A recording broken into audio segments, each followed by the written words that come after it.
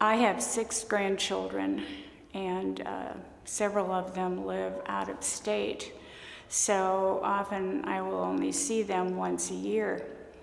I had a grandson in particular who had been quite troubled.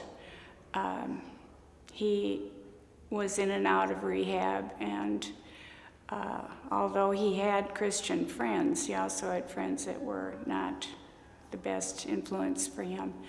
Well, he and his dad came down to visit last August, and during the time they were here, both he and his dad watched my Faith Story.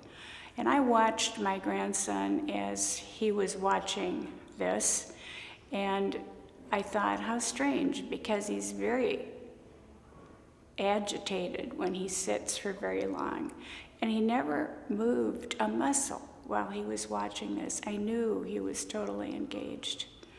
And so afterwards, he came over to me and gave me a hug and said he loved me, and he said, I'm so glad that I was able to see this story of your life, because now I understand you so much better. Well, he and his dad went home. We had talked many times about his getting into cars with drivers that had alcohol. And I said, I don't want to come to your funeral. And Chris said, you won't, Grandma. 30 days later, I got a call from my son telling me that my grandson had been killed instantly in an automobile accident.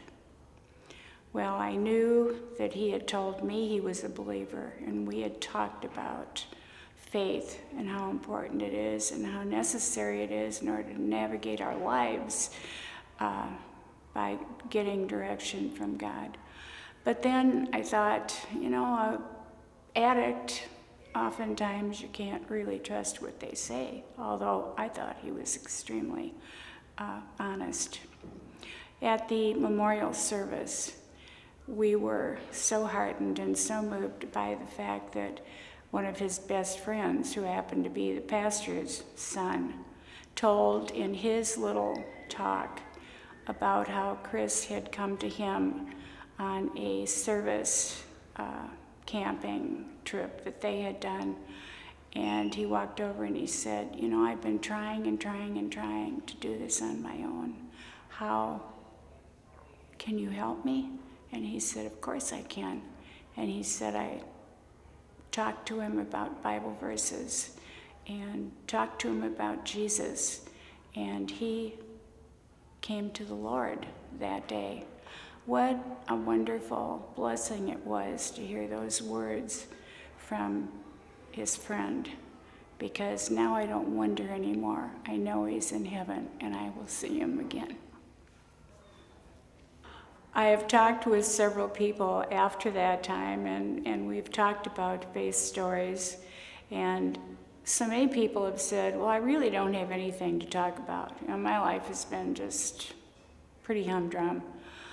But then when they start thinking about things in their lives, particularly in their faith journey, that they want to share with their children and their grandchildren, they seem to have a new outlook on doing it.